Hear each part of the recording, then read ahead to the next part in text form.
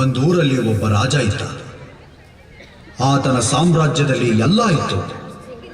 ಆದರೆ ಅವನ ಮಗಳು ನಗುತ್ತಿರಲಿಲ್ಲ. ಸದಾ ದುಃಖದಲ್ಲೇ ಇರುತ್ತಿದ್ದಳು. ಅವಳನ್ನು ಸಂತೋಷಪಡಿಸುವ ಪ್ರಯತ್ನದಲ್ಲಿ ಸೋತ ರಾಜ ಒಂದು ಆಜ್ಞೆಯನ್ನು ಹೊರಡಿಸಿದ. ನನ್ನ ಮಗಳು ಈ ದೇಶದ ಯುವರಾಣಿ.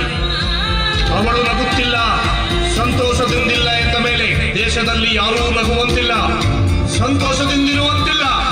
ಇದು ರಾಜ್ಯಾಜ್ಞೆ.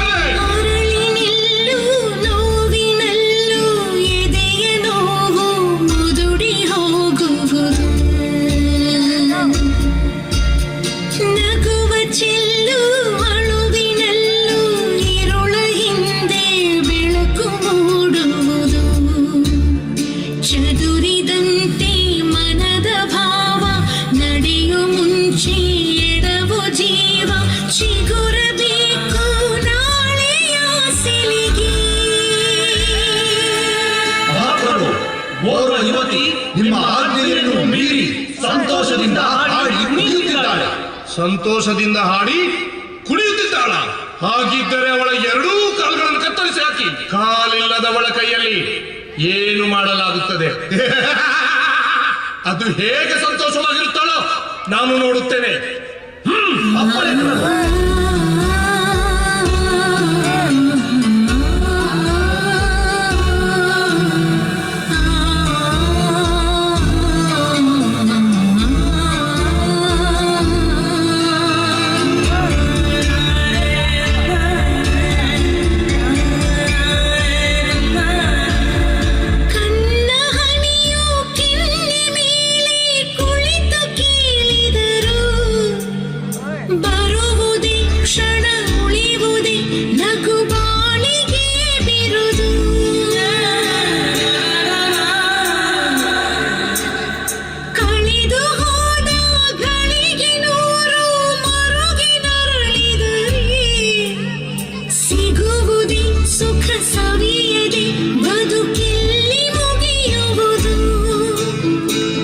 ಕಾಲುಗಳಿಲ್ಲದಿದ್ದರೂ ಸಂತೋಷವಾಗಿದ್ದಾಳ?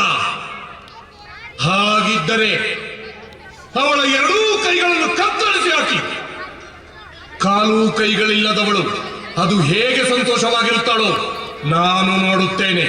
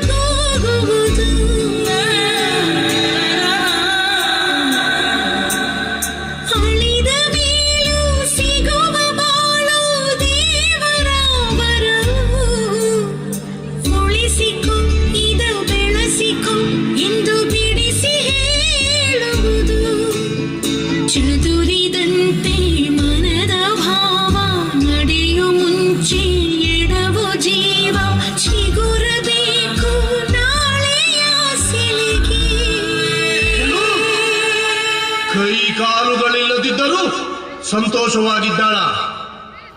ಅವಳ ಸಂತೋಷವನ್ನು ಕಿತ್ತುಕೊಳ್ಳಲು ಏನು ಮಾಡುವುದು? ಹೋಗಿ ಅವಳು ಹಾಡುವ ನಾಲಿಗೆ, ನೋಡುವ ಕಣ್ಣು, ಕೇಳುವ ಕಿವಿ ಕತ್ತರಿಸಿ ಹಾಕಿ. ಕೇವಲ ಅವಳ ದೇಹದಲ್ಲಿ ಉಸಿರು ಮಾತ್ರ ಉಳಿಸಿ ಅದಾವ ಬಾಯಲ್ಲಿ ಹಾಡುತ್ತಾಳೋ ನಾನು ನೋಡುತ್ತೇನೆ.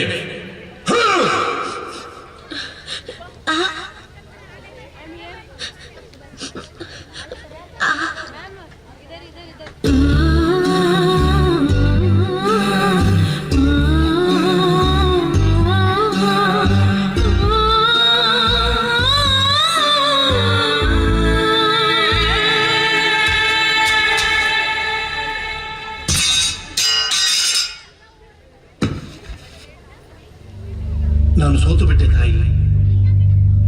ನಿನ್ನ ದೇಹದ ಭಾಗಗಳನ್ನು ಕಿತ್ತುಕೊಂಡರೆ ನಿನ್ನ ಸಂತೋಷವನ್ನು ಕಿತ್ತುಕೊಳ್ಳಬಹುದು ಅಂದುಕೊಂಡೆ. ಅದು ಸುಳ್ಳು ಎಂದು ನೀನು ನಿರೂಪಿಸಿಬಿಟ್ಟೆ ತಾಯಿ. ಅಂಗವೈಕಲ್ಯವೆಂಬುದು ದೇಹಕ್ಕೆ ಮಾತ್ರ, ಸಂತೋಷಕ್ಕಲ್ಲ, ಆತ್ಮವಿಶ್ವಾಸಕ್ಕಲ್ಲ ಎನ್ನುವುದನ್ನ ನಿನ್ನನ್ನು ನೋಡಿ ಕಲಿತೆ ತಾಯಿ.